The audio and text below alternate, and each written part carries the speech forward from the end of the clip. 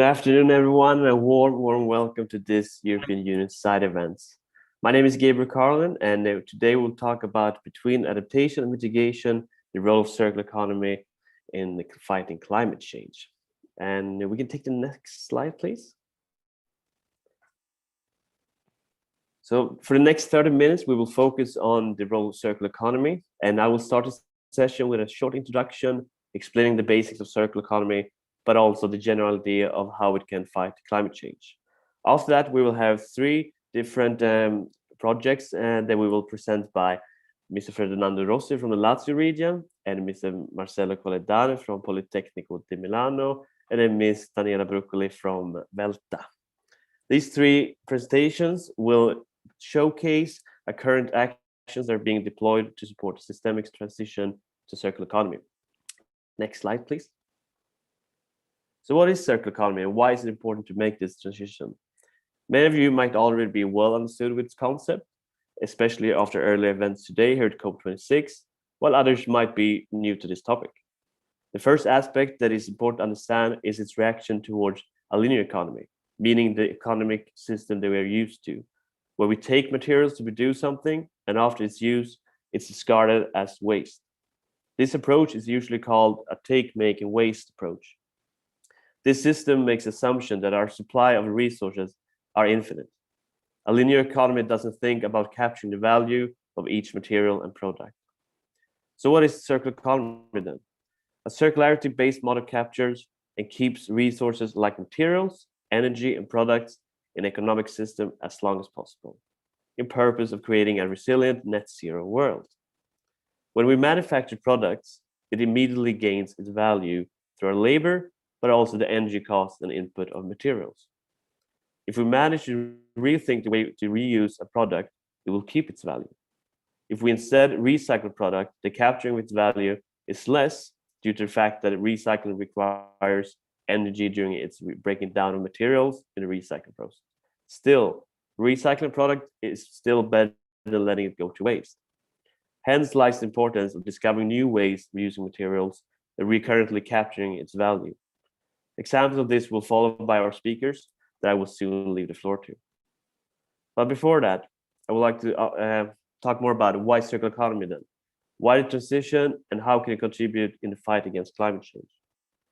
A circular economy transition represents a viable solution to overcome the enormous pressure economic activities and consumption pose on the environment and on Earth's ecosystems. Since the Industrial Revolution, we've been pursuing a linear approach regarding the use of the natural resources. This take, make, waste extractive economy resulted in the reliance on fossil fuels and the mismanagement of those natural resources for a long term, which consequently contributed to the rapid increase of greenhouse gas emissions and global warming. As such, climate change and material use are closely linked. It's been calculated that 55% of greenhouse gas emissions can be tackled by shifting to renewable and clean energies. But the remaining 45 comes from material use, manufacturing, and management. In this regard, a circular economy is all about how we make products, leaving out waste, recycling, reusing, and redesigning items. Alongside keeping energy in use are all processes that can sharply reduce greenhouse gas emissions, and in the end, regenerate nature. Considering the severity of the climate challenge and existing widespread linear economic practices, a circular economy approach should be highly encouraged and supported by policy measures as a way to overcome the enormous pressure that economic activities and consumption patterns pose on our ecosystems. This circular approach will be a fundamental booster to the world on track to achieve zero emissions by 2050 and to meet the limiting heating to 1.5 Celsius target set out in the Paris Agreement. Transitioning to a circular economy can arguably mitigate and reduce greenhouse gas emissions that emerges from sectors such as transportation, construction, manufacturing, with among others. This can be done from the various strategies it offers, such as mentioned before, reusing, recycling, and reducing, but also by designing a regenerative production scheme that declines the waste of consumption throughout the value chain. Circular economy as a concept also offers new innovative climate change mitigation solutions on how to improve the functional needs of society without the cost of Earth's finite materials and resources. To conclude for you, the transition to circular economy plays a crucial role of global efforts to meet the targets set in the Paris Agreement. The aim is to reduce overconsumption, restore, regenerate ecosystems, and designing out waste. What we learned during these last years is the range of methods that can benefit the global goal and targets of fighting climate change. Promoting and investing in projects that enhance the transition process to circular economy can contribute in achieving several SDGs, especially number 12, sustainable consumption and production.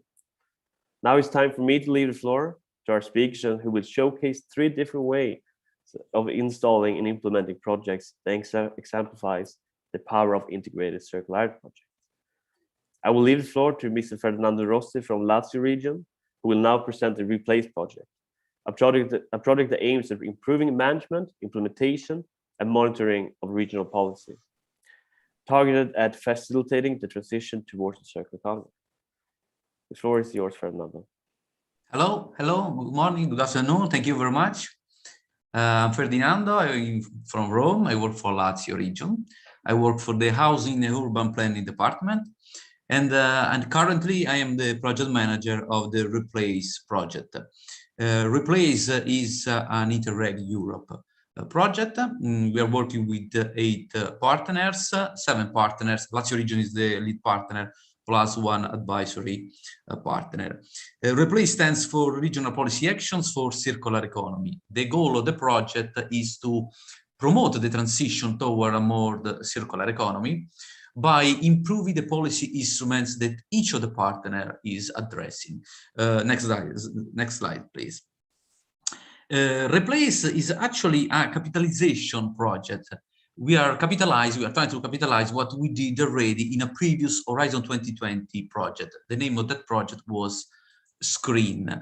With Screen project, next slide, please.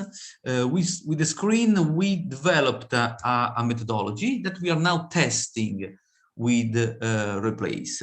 In a few words, our methodology can be divided into 4 pillars. The first pillar is related to the local analysis. Local analysis is a tool that the regions can use to map all the circular activities and potentialities within their region in order to have a clear and a better idea on what is the state of the art of the circular economy at their territorial level, allowing for more, let me say, place-based policy actions from the concerned regional authorities. And the local analysis takes into account the regional smart specialization strategy. Then we have the second pillar, the cross-regional synergies. The cross-regional synergies derives from the identification of the complementarities and of the potentials for cooperation among regions, thanks, of course, to the work performed in the local analysis. And then we have the third pillar, and here we have a key question: how to finance this kind of interregional projects? Because at the practical level, the results of the previous 2 steps are potential collaborations among regional authorities and regional stakeholders, with potential for interregional cooperation. And we believe that these circular economy opportunities and projects should find a way to be financed. And this is why we analyzed, and we are analyzing, which funding instruments are available for the companies at regional level. And at this regard, we have designed a methodology that we put in a formal document in order to explore such opportunities. And the document I'm referring is the Screen Replace Memorandum of Understanding. We will see in a minute. Let me just conclude with the 4th pillar that is related to the what we call the assessment criteria. We noticed indeed that each European regions, each managing authority, all the managing authorities of ERDF funds have their, of course, set of criteria in order to assess, approve, and finance projects. But usually they do not have specific criteria in order to assess the circularity of the project. And that's why we are testing a set of assessment criteria in order to make sure that circular economy is properly assessed in the evaluation procedures, because as I say, there is a general lack of circular economy dedicated assessment criteria. One word on the memorandum of understanding that I mentioned. We put in the memorandum an innovative methodology, an innovative way to finance high quality circular economy projects with a synergic use of different funds. I cannot go into details because we do not have time, but let me say just that so far the memorandum of understanding has been signed by 11 regions. Lazio is one of them, of course, and this is an open document. It is open to other regions willing to join us. It is important to highlight for me that the signature of the memorandum of understanding does not imply any specific financial commitment, and that at the end of the day, each region will fund only project partners from its own territory. Next slide, please. In other words, the Memorandum of Understanding is a sort of multi-partner seal of excellence that can be used to pave the way for future synergic application of funds for cross-regional projects, dealing, of course, with circular economy. Let me remember that the European Regional Development Fund will supports now the interregional innovation investment instruments for the current programming period 2021-2027. And this instrument supports interregional innovation projects and have the potential on one hand to encourage the development of European value chains, and on the other hand, to ensure the possibility of exploiting synergies with other European funding programs, such as in some way the Memorandum of Understanding anticipated.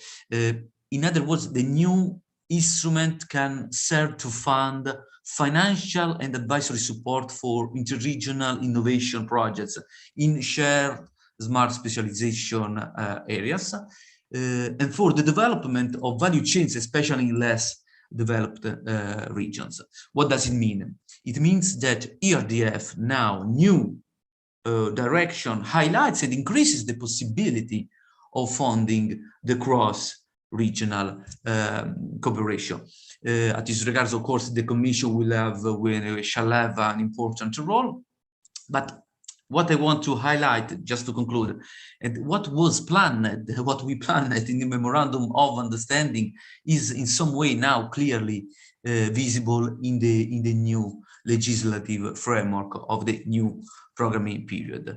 Of course, we know that it will not be easy. It will not be easy to explore and implement these new procedures, but I think we really believe that it will be worth the effort to face it. That's all from my side. Thank you very much. Thanks for listening. And I hope to have been in my 5 minutes. So thank you very much. Thank you very much, Fernando. And thank you for that insightful presentation.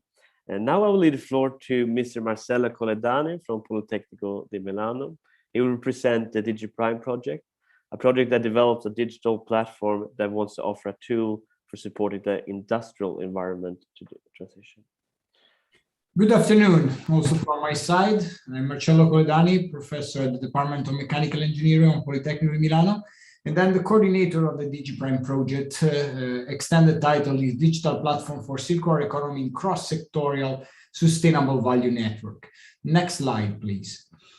So let me introduce briefly the main concept and vision of DigiPrime. So we are trying in DigiPrime to overcome the existing barriers towards the development at large scale in Europe of circular value chains. Circular value chains that, of course, are focused on exploiting different options, both related to the reuse, high-value reuse and recovery of materials, but also of reuse of functions, components from post-use products through remanufacturing, repair, and reuse as well.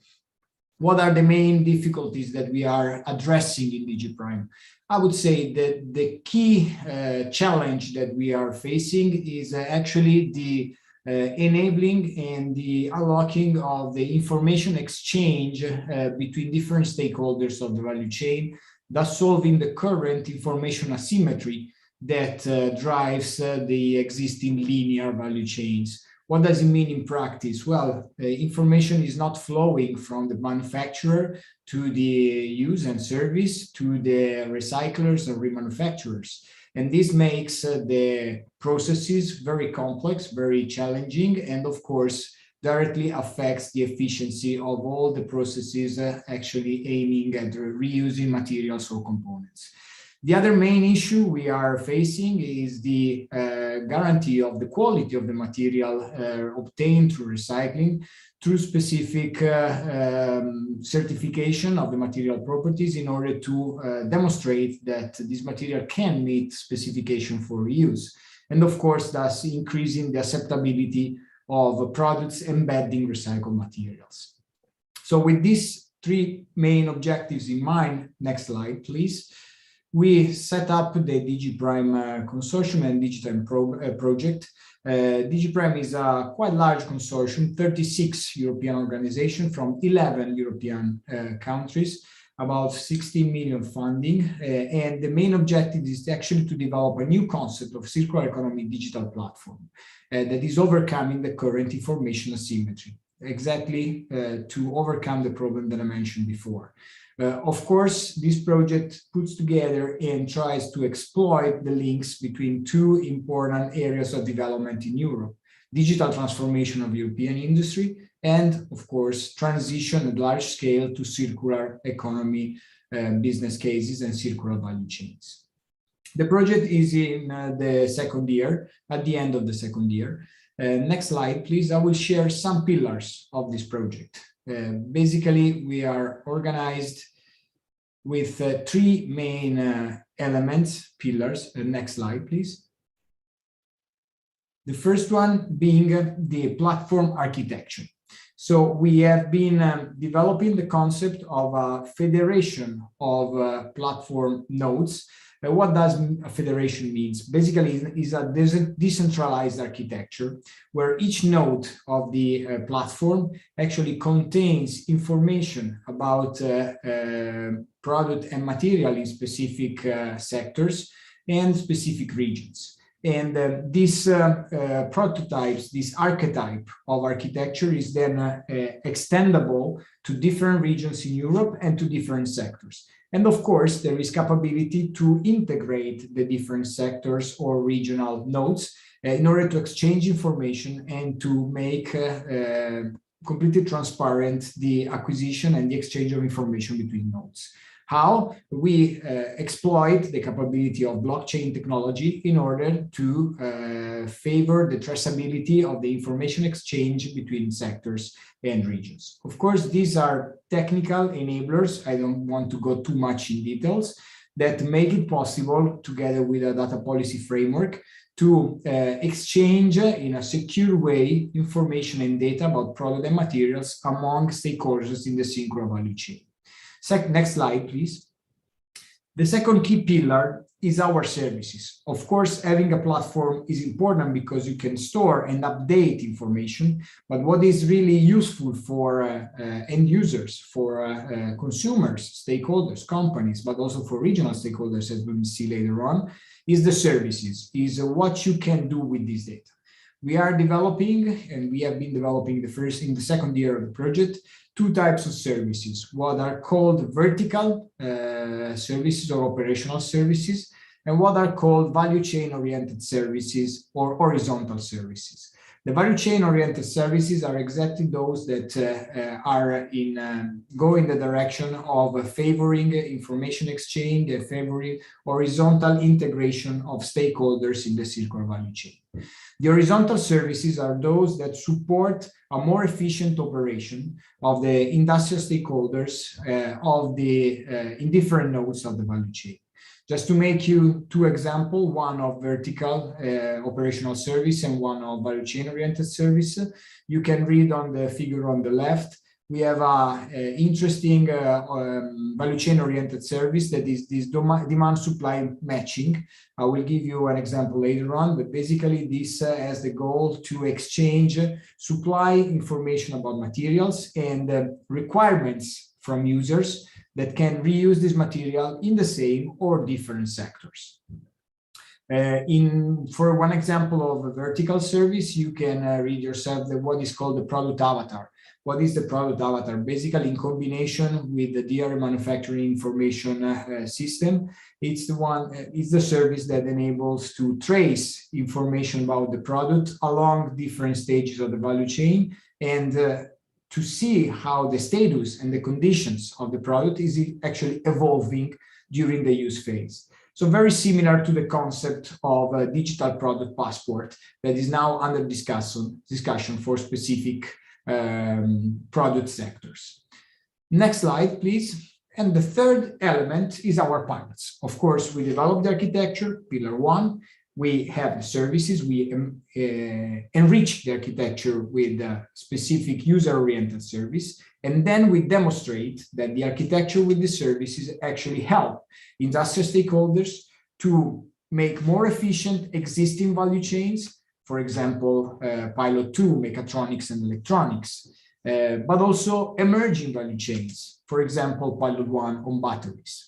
The other pilots are focused on the textile sector and composites and technopolymers. As you see, these four pilots are key components of electric vehicle of the e-mobility transition. And we think that the transition from the conventional vehicles to the emerging hybrid and electric vehicles is a key transformation that the European ecosystem will actually is experiencing and will actually experience even more in the next years. We also have two non-technical pilots where we are offering services with the use of the platform. Next slide, please. The first non-technical pilot, as we call it, is the one that supports the information exchange and actually supports the methodology, the screen methodology that Ferdinando has presented before me. And next slide, please.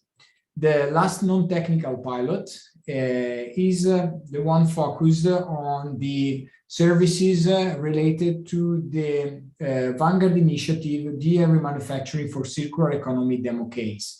What it is about? Basically, in this action, under the umbrella of the Vanguard Initiative, we are establishing a network of pilot facilities that can offer services, demonstration services, to local stakeholders, for example, SMEs, that have some ideas of potential business cases, circular business cases, but need demonstration in order to de-risk their investment before actually going through the implementation stage. So this network of infrastructure will be supported by our services in order to exchange best practice, but also in the phase of delivering the services to the stakeholders at the regional ecosystem. Next slide, please.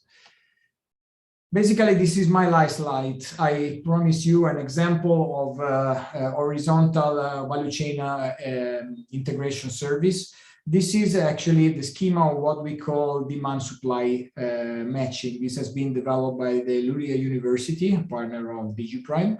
And as you see, the users here have the capability to identify links or material reuse opportunities with the data stored in the platform, of starting a sort of search for materials and demand for materials that actually meet certain specifications, and then even to start bilateral negotiation and auctioning in order to make these business links, circular business links, operational in a secure environment.